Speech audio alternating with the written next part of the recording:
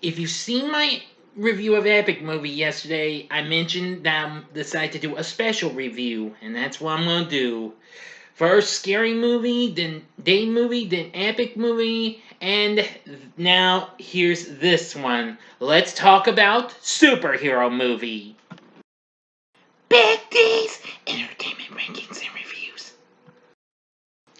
So, greetings, my fellow YouTubers, and welcome to Big D's Entertainment Rankings and Reviews. My name is Duel, better known to as the Big D, and this time around I bring to you a review of the superhero spoof flick known as Superhero Movie, released by Dimension Films, written and directed by Craig Mazin, produced by Robert K. Weiss and David Zucker. Now, although the film was originally to be titled Superhero with an exclamation point as a nod to Mr. Zucker's previous film, which of course was Airplane, which features one of the stars from that.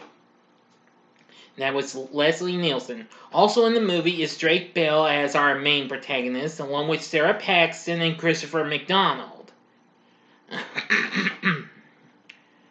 Now, Dimension co-produced this along with Metro-Goldwyn-Mayer.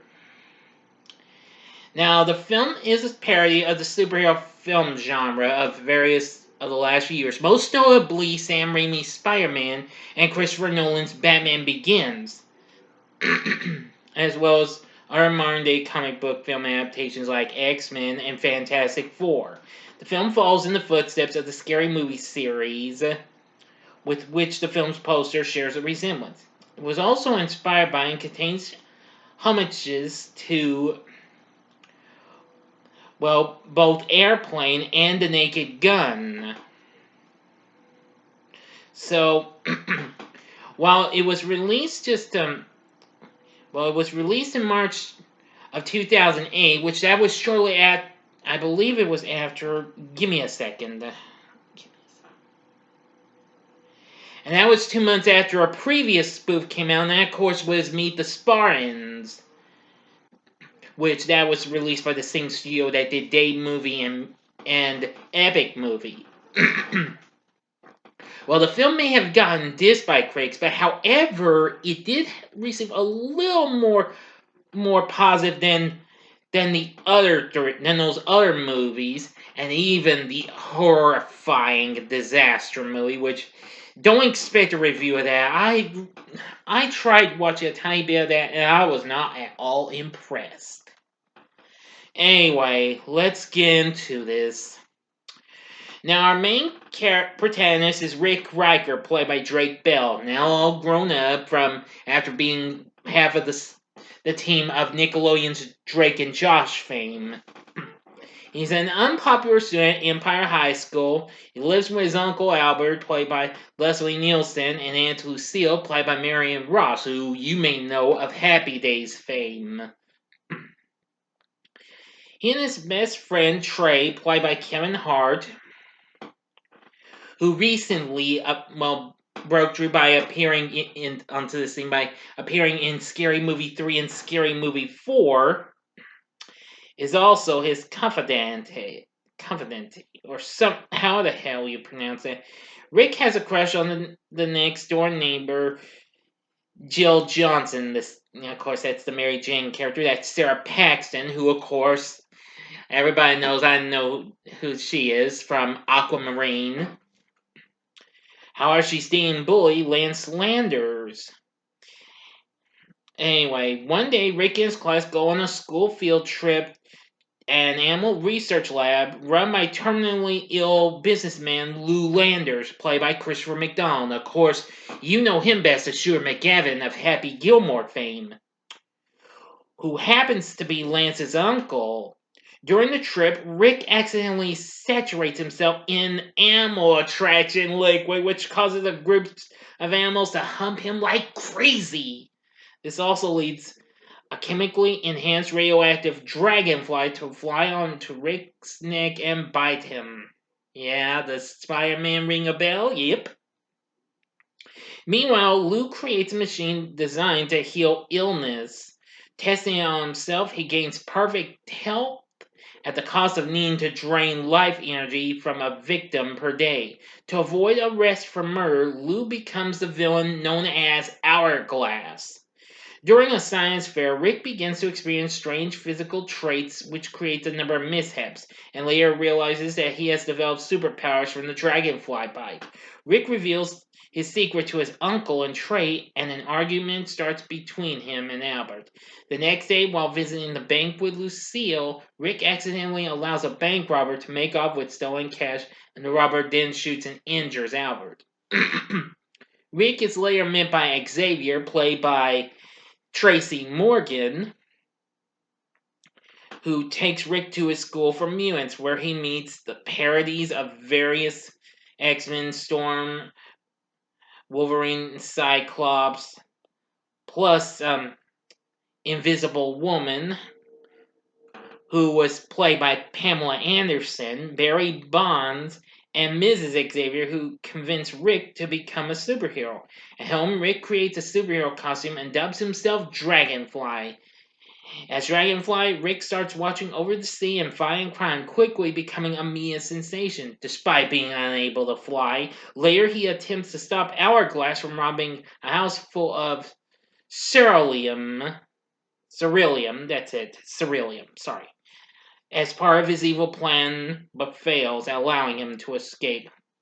Later that night, Jill is attacked by thieves, but Dragonfly saves her and they share a kiss. Meanwhile, Landers plans to construct a machine that will kill people and give him enough life energy to make him immortal. Later that night, Landers and Lance have dinner with Rick's family and Jill, but Landers secretly learns of Rick's true identity when he notices the same injuries on Rick as on Dragonfly. Making up an awkward excuse, he and Lance leave, and Landers returns minutes later as Hourglass and kills Aunt Lucille. Albert awakens from his coma, learning about her death indirectly from his moronic doctor. After a comic funeral, Jill meets Rick and offers to begin a relationship with him. However, Rick fears Hourglass will come for Jill if they were together, and therefore rejects her, leaving her hurt and furious. Okay, to the ending now. If you see now, you know the procedure. Go to the description box below and fast forward to the time below. You have 5 seconds. If you've already had the guts and glory to see this movie already, continue on. Here we go.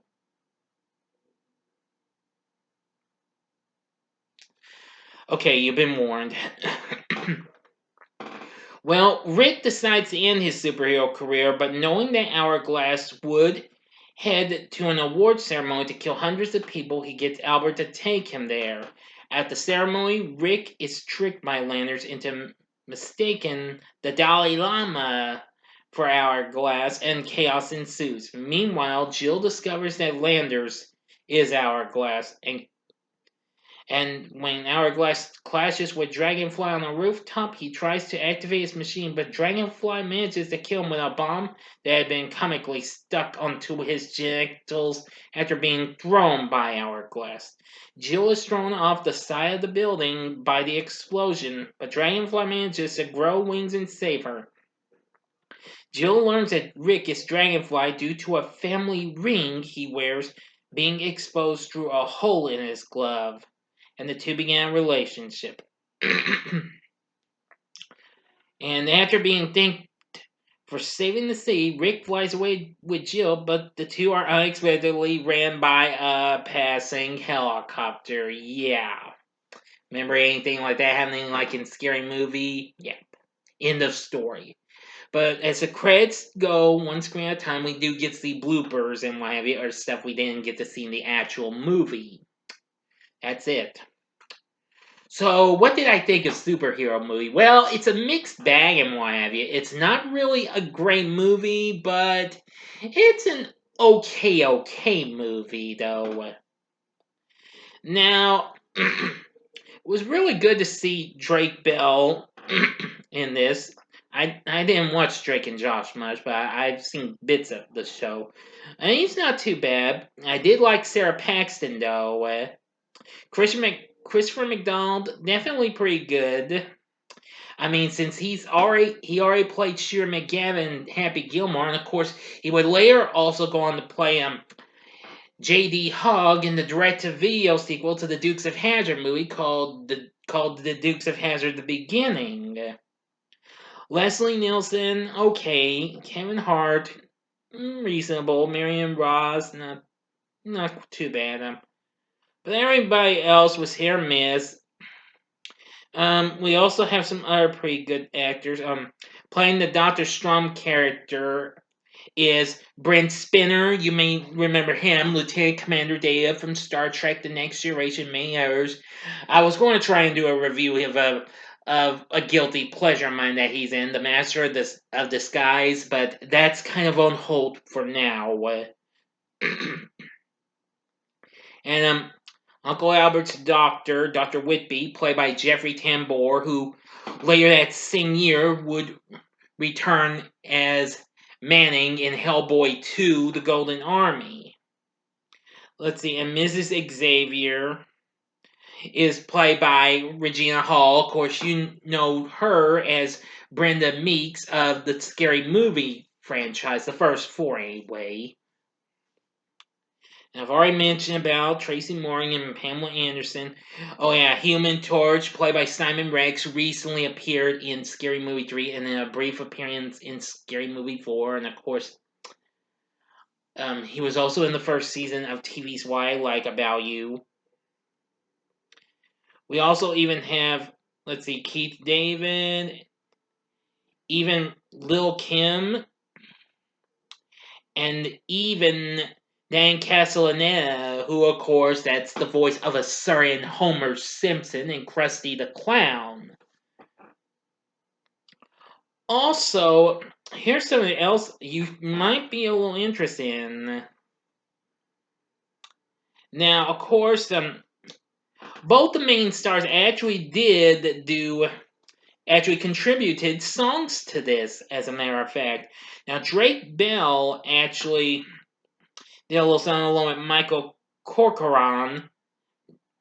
Well, he composed along with Corcoran, and recorded a song for a movie called Superhero Song during the post-production. And Sara Paxton even provided backup vocals for the song, as a matter of fact. Of course, Paxton also did a song as well called I Need a Hero, which she co-wrote with Michael J. and Johnny Peterson, which I thought that was pretty good. But there was just some I didn't feel too comfortable with. Some of the humor was okay and all, but, well, this is just what you get from those recent spoof movies, if you've seen them. Date Movie, Epic Movie, any of the Scary Movie sequels, Meet the Spartans, blah, blah, blah. Enough said. So, the question is, would I recommend superhero movie? Well, not exactly. Unless you are interested in comical twist on superhero flicks, then give it one view. But I'd say don't. I mean, I recently revisited this film not so long ago on Tubi this month. And, which reminds me, I'm actually taking, right now what movies I've revisited for the month and Miami, and movies I'm seeing for the first time. So you're going to expect to see some rankings of those starting next month. So I'm going to try and do that. I mean, I've seen a good friend of mine, Ogre Boy 1992, has been doing that. So I thought I'd follow in his footsteps and do some of mine as well, just for the fun of it.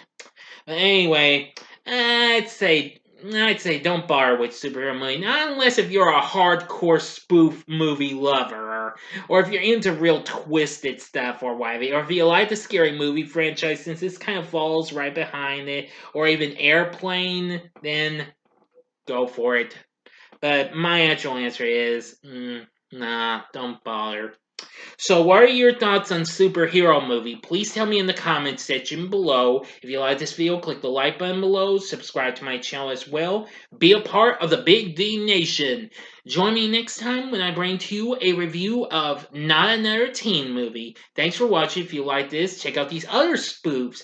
In the upper left-hand corner is my review of Airplane. The upper right-hand corner is my review of Date Movie. The bottom Left hand corner is my review of Epic Movie, and the bottom right hand corner is the button you can click to subscribe to my channel. If you like rankings and reviews on movies, TV, music, video games, etc., then I'm your guy.